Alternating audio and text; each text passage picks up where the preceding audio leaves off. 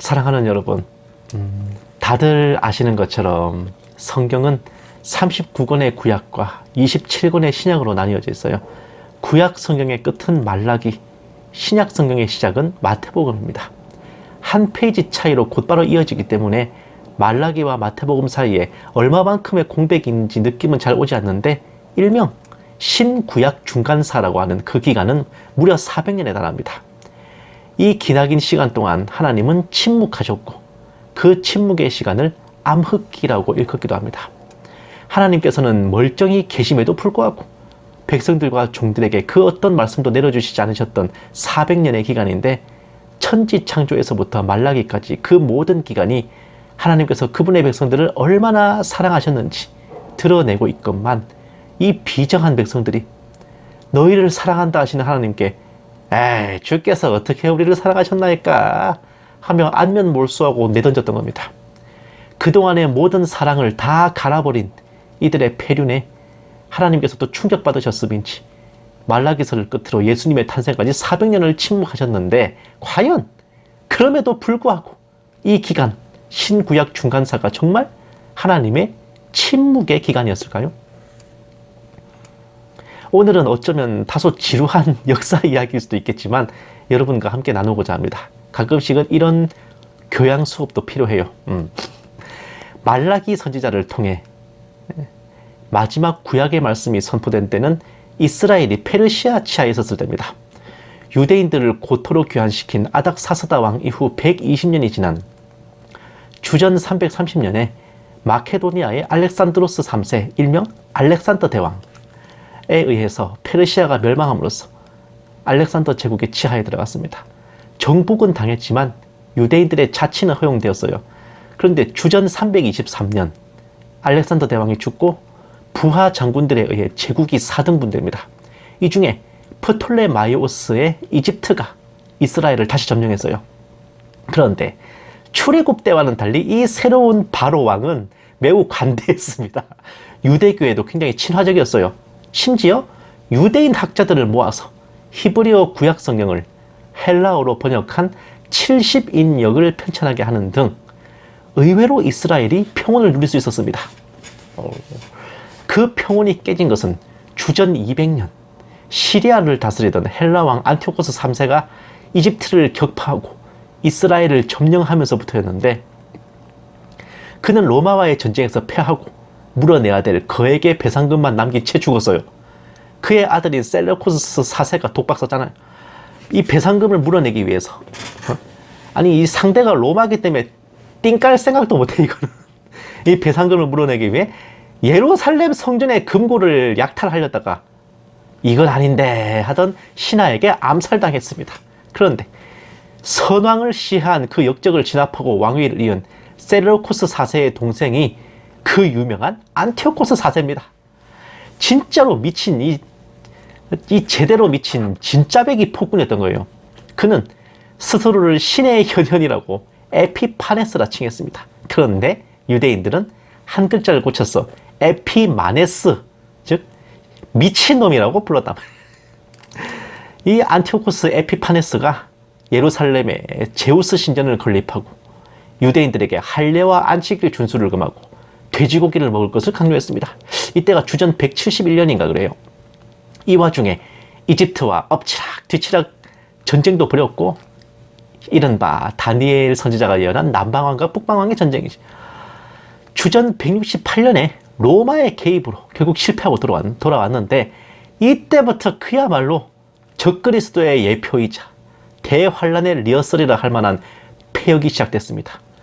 율법책 토라를 모두 압수해 소각하고 성전에 제우스 신상을 세우고 돼지 피를 성전 벽에 발라서 모독하고 성전 금고와 기물을 약탈하는 등 끝간데 없이 폐악질을 하다가 주전 167년에는 대제사장 요하난의 아들 마따디아에게 헬라 우상, 그 그리스 신들의 우상에게 제사를 올려라고 강요하기까지 했어요.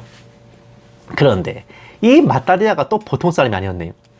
그 강요를 하는 안티오코스 4세의 사신들을 죽여버렸어요.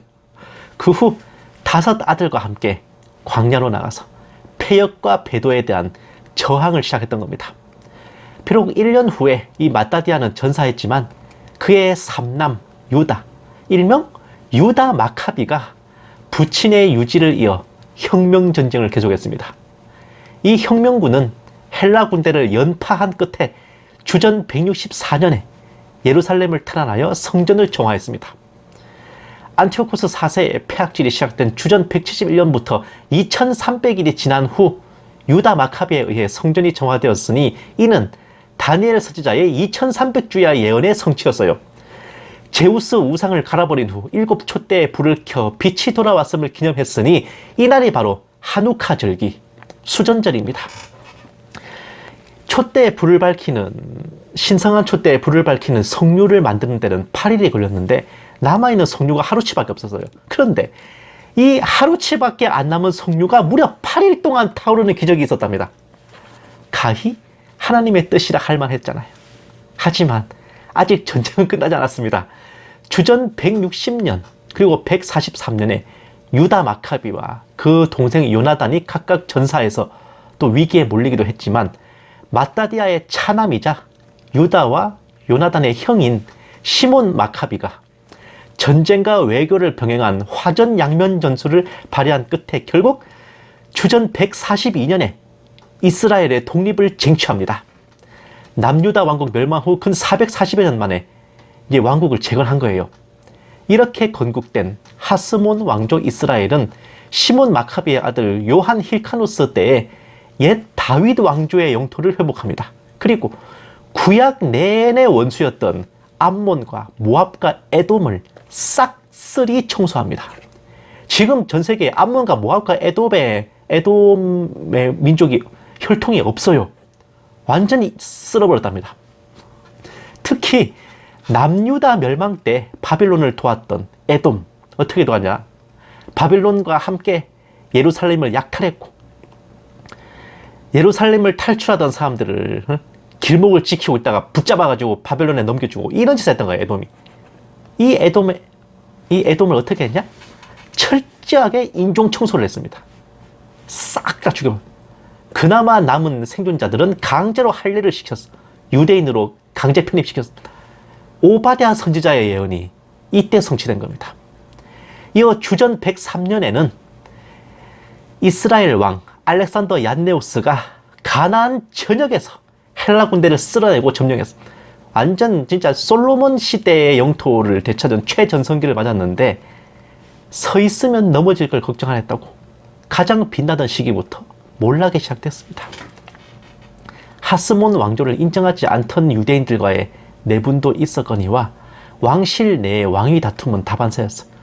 그런 혼란이 격해지는 와중에 강제 할례를 당해 유대인에 편입된 에돔 출신의 관료였던 안티파터가 로마와 내통해서 앞잡이노릇을 했던 겁니다. 안티파터의 안내를 받아 로마 장군 폼페이우스, 그 카이사르와 경쟁을 했던 폼페이우스 맞습니다. 예. 그 로마 삼두 정치의 한 축이었던 그 폼페이우스가 주전 64년에 이스라엘을 침공했고 그 이듬해에는 예루살렘을 함락시켰습니다. 하스몬 왕조는 껍데기만 남은 채로 안티파터의 친로마 정권이 수립됐는데 하스몬 왕조의 마지막 왕족인 안티고노스가 주전 43년에 안티파터를 죽이고 예루살렘을 탈환하여 왕국을 잠시 회복했어요. 그러나 6년 후에 안티파터의 아들이 다시 로마 장군 안토니우스와 연합해서, 안토니우스 그 클레오파트라의 남친으로 유명한 사람이잖아요. 연합해서 안티고노스를 축출했고 이듬해 주전 36년에 아예 하스몬 왕조를 폐지하고 안티파터의 아들이 왕위에 올랐으니 그가 바로 헤롯 왕입니다.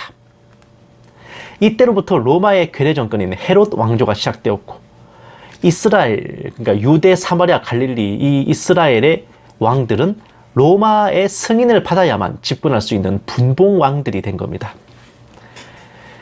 그래서 예수님께서 이제 예화로 드신 그 열무나 나눠주는 귀인이 왕위를 받아가지고 오려고 먼 나라로 간다, 그런 말이 있는 거잖아요. 그게 헤롯 아켈라오의 실제 역사에서 이제 예를 든 거라고 합니다. 어쨌든 그렇게 헤롯 왕조가 시작됐고 헤롯 왕과 로마 총독의 압제에 시달리던 유대인들은 이제나 저제나 메시아의 오심만 바라보는 신세가 됐다 이 말이야. 그들은 다니엘 선지자의 70일의 예언을 잘 숙지하고 있었습니다. 예루살렘을 중건하라는 영이 날 때부터 착착착 계산을 해서 이때쯤이면 메시아께서 오실 것이다 라는 경점을 대강 짚어놓고 있었어. 그 시점이 다가오자 온 이스라엘이 기대에 부풀어 유대인의 왕이 나심을 소망하고 있었습니다. 얼마나 들끓었으면은 헤로드 왕도 그랬잖아요. 유대인의 왕이 어디서 오셨습니까? 나시면 나한테도 알려줘요. 나도 가서 같이 경배할란게. 왕이 이런 말을 할 정도였어. 나도 가서 같이 경배할게. 왕이. 어휴.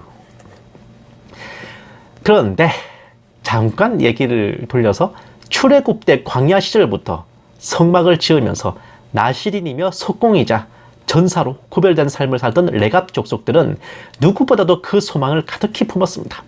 자신들이 모여 살던 마을을 나시린의 마을이라 해서 나사렛이라고 했는데 그 레갑 족속의 대표인 헬리의 아들이 요셉이라는 사람이었어. 그는 자신의 약혼녀가 결혼도 하기 전에 임신했다는 소식을 얼핏 듣고 조용히 파혼할 마음을 품고 있었는데 그런 그에게 천사가 나타나 말했습니다. 마태복음 1장 20, 21절 말씀. 이 일을 생각할 때 주의 사자가 현몽하여 이르되 다윗의 자손 요셉아 내 아내 마리아 데려오기를 무서워하지 말라. 그에게 잉태된 자는 성령으로 된 것이라. 아들을 낳으니 이름을 예수라 하라. 이는 그가 자기 백성을 그들의 죄에서 구원할 자이심이라 하니라. 그리고 그 아이가 태어나던 날 밤에 들에서 양떼를 지키던 목자들에게 또다시 천사가 나타나 말하였습니다.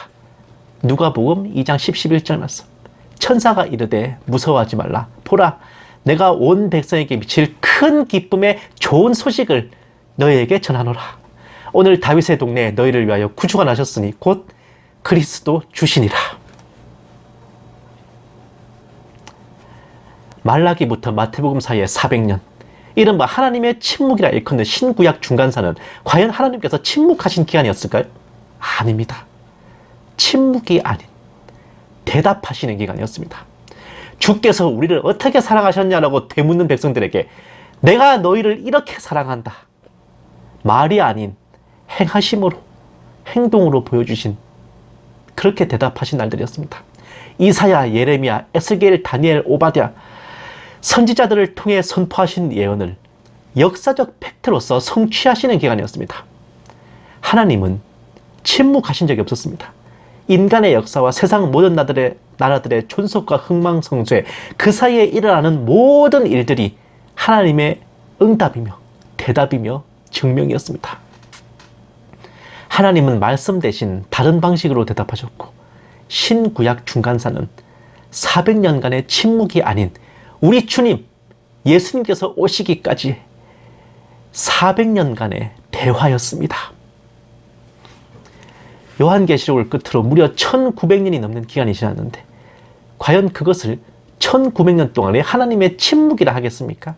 그럴 리가요. 우리는 살아 역사하며 운동력이 있는 이 하나님의 말씀, 66권의 성경 말씀이 이루어지고 성취되는 것을 기나긴 교회사 전체 기간 동안 바라보며 하나님과 1900년 동안의 대화를 나누고 있었던 겁니다.